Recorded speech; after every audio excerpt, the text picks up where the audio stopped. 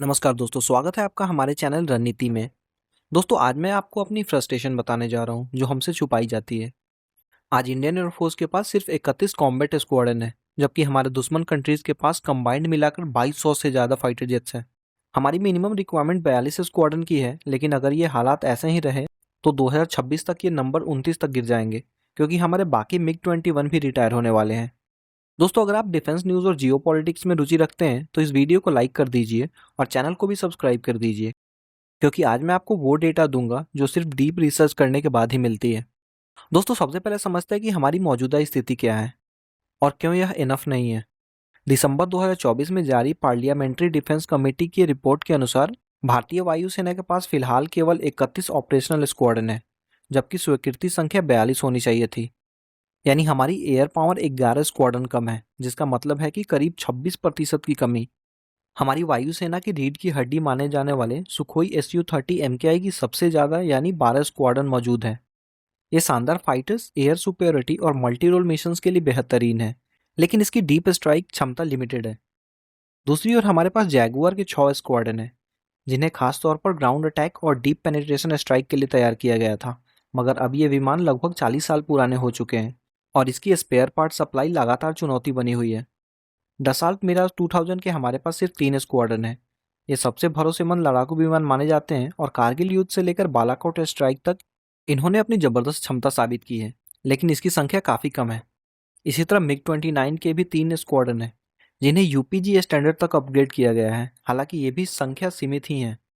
Rafale के सिर्फ 2 squadrons हैं जो हमारे पास सबसे एडवांस टेक्नोलॉजी वाले हैं, लेकिन ये 36 एयरक्राफ्ट ही हैं जो टू फ्रंट वॉर के लिए बिल्कुल इनसफिशियंट है। HL तेजस के 2 स्क्वाड्रन हैं जो इंडिजिनस है, लेकिन अभी तक सिर्फ 40 एयरक्राफ्ट डिलीवर हुए हैं। दोस्तों, सबसे गंभीर समस्या यह है कि भारतीय वायुसेना के पास आज भी मिग-21 के 2 स्क्वाड्रन ऑपरेशनल है। ये जेट करीब 60 साल पुराने हैं और अब तक कई हादसों का शिकार हो चुके हैं। साल 2025 के अंत तक इन्हें पूरी तरह रिटायर कर दिया जाएगा, जिसका सीधा मतलब है कि हमारी स्क्वाड्रन स्ट्रेंथ और भी घट जाएगी। अब मैं आपको बताता हूँ तेजस प्रोडक्शन की वो सच्चाई जो खुलकर सामने नहीं आती है। HL ने बड़े बड़े दावे किए थे कि मार्च 2024 तक पहला तेजस मार्क 1A वायुसेना को सौंप दिया जाएगा, लेकिन क्या हुआ? वो तारीख खिसक कर मार्च 2025 हो गई।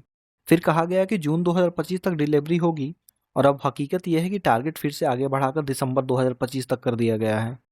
ये लगातार डिलेज हमारी एयर पावर को कमजोर नहीं कर रही दोस्तों, बल्कि ये सवाल भी खड़ा करता है कि जब हमें अपने ही फाइटर जेट समय पर नहीं मिल पा रहे हैं, तो आखिर हम कब तक पुराने जेट्स पर निर्भर रहेंगे। इन बार बार होने वाले डिलेज की असली वजह सिर्फ HL की स्लो प्रोडक्शन नहीं है, बल्कि GE कंपनी से मिलने वाले F404 इंजनों की सप्लाई में 2 साल की भारी देरी भी है। पहला बैच हमें मार्च 2025 में जाकर मिला, यानी तय समय से पूरे 2 साल बाद। अब हालत यह है कि HL प्रोडक्शन लाइन को किसी तरह चलाए रखने के लिए कैटेगरी B इंजन इस्तेमाल किया जा रहा है, जो असल में पहले से इस्तेमाल हुए और रिजर्व रखे गए इंजन है। जरा सोचिए, जिस फाइटर को बैकबोन बनना है वो आज भी बोरोड टेक्नोलॉजी और पुराने इंजन पर अटका हुआ है। अब आते हैं तेजस मार्क 2 पर, जिसका मामला और भी ज़्यादा कॉम्प्लिकेटेड है। रोल आउट का टारगेट नवंबर-दिसंबर 2025 रखा गया था, लेकिन फर्स्ट फ्लाइट 2026 में होगी। उसके बाद टेस्टिंग और ट्रायल्स कम से कम 3 से 4 साल लेंगे, यानी सीरियल प्रोडक्शन 2030 से पहले शुरू नहीं होगा, और इंडियन एयरफोर्स को रियल डिलीवरीज 2032 से मिलनी शुरू होगी। अब सवाल यह है कि जिस समय तक हमें ये फाइटर जेट्स मिलेंगे, तब तक पड़ोसी देशों के पास 5th जनरेशन फाइटर जेट्स की पूरी फ्लीट एक्टिव होगी और हम अब भी टाइमलाइंस के पीछे भाग रहे होंगे। दोस्तों, चलिए अब नजर डालते हैं कि आने वाले समय में हमारी स्क्वाड्रन स्ट्रेंथ कैसी दिखेगी। तेजस मार्क 1A के लिए पहला ऑर्डर 83 एयरक्राफ्ट का है, जो मिलकर करीब 4 से 5 स्क्वाड्रन बनाएंगे। इसके अलावा दूसरा ऑर्डर 97 एयरक्राफ्ट का है, जो 2025 के अंत तक फाइनलाइज होने वाला है, जिससे 5 स्क्वाड्रन और जुड़ जाएंगे। यानी कुल मिलाकर IAF को लगभग 10 स्क्वाड्रन सिर्फ तेजस मार्क 1A से मिलने वाले हैं। तेजस मार्क 2 के लिए शुरुआती प्लान 110 से 120 एयरक्राफ्ट का है, जो मिलाकर करीब 6 स्क्वाड्रन तैयार करेंगे, लेकिन हकीकत यह है कि ये जेट्स 2032 के बाद ही ऑपरेशनल होंगे। दूसरी तरफ राफेल का 114 एयरक्राफ्ट का मेगा प्रपोजल अभी सरकार के पास पेंडिंग पड़ा है। अगर ये डील फाइनल होती है तो हमारे पास मौजूदा 2 स्क्वाड्रन के अलावा 6 और स्क्वाड्रन जुड़ जाएंगे, यानी राफेल की टोटल स्ट्रेंथ 8 स्क्वाड्रन तक पहुंच सकती है। नेवी के लिए अलग से 26 राफेल M फाइटर जेट्स का ऑर्डर पहले ही कंफर्म हो चुका है, जो हमारे एयरक्राफ्ट कैरियर्स के लिए है। अगर सब कुछ परफेक्ट टाइमलाइन पे हो जाए तो बेस्ट केस सिनेरियो में हमारी प्रोजेक्टेड स्क्वाड्रन लेंथ 51 तक पहुंच सकती है, लेकिन असली सवाल यह है कि क्या ये रियलिटी में होगा? जब ये नए स्क्वाड्रन फाइनली ऑपरेशनल होंगे, तब तक हमारे पुराने जैगुआर, मिराज 2000 और मिग 29 स्क्वाड्रन धीरे धीरे रिटायर हो चुके होंगे। खासकर जैगुआर, जो 2030 में पूरी तरह से रिटायर हो जाएगा, क्योंकि स्पेयर पार्ट्स और इंजन सपोर्ट बंद हो जाएगी। यानी नए और पुराने स्क्वाड्रन का मेल शायद कभी परफेक्ट टाइमिंग पर नहीं होगा और हमारी एयर पावर गैप अभी भी बनी रहेगी। अब मैं आपको बताता हूँ कि हमारी असली थ्रेट सिनेरियो क्या है।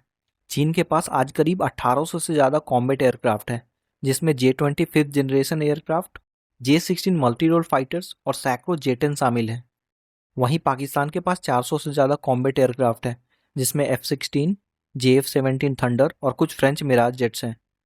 कुल मिलाकर देखें तो हमारे सामने कंबाइंड थ्रेट लगभग 2200 कॉम्बैट एयरक्राफ्ट का है, जबकि हमारी वर्तमान ताकत सिर्फ 31 स्क्वाड्रन यानी करीब 620 कॉम्बैट एयरक्राफ्ट है।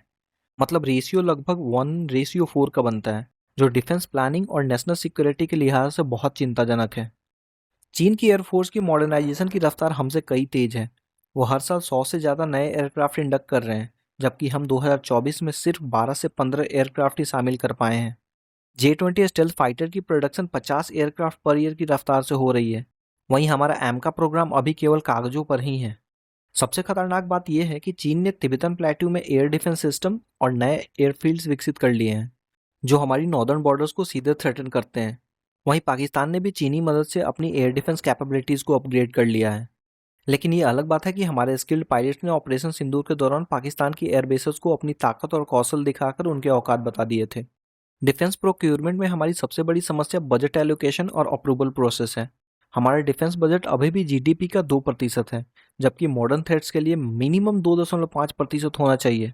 मेरी नज़र में कम से कम अगले कुछ सालों के लिए हमें जीडीपी का 5% डिफेंस पर एलोकेट करना चाहिए, ताकि ये गैप्स जल्दी से भरे जा सकें और हमारी एयर पावर को मॉडर्न थ्रेट्स के साथ मैच कराया जा सके। अगर आपको ये वीडियो और एनालिसिस पसंद आया तो प्लीज़ चैनल को सब्सक्राइब कर दीजिए। मिलते हैं अगली वीडियो में किसी अन्य टॉपिक के साथ। तब तक के लिए जय हिंद।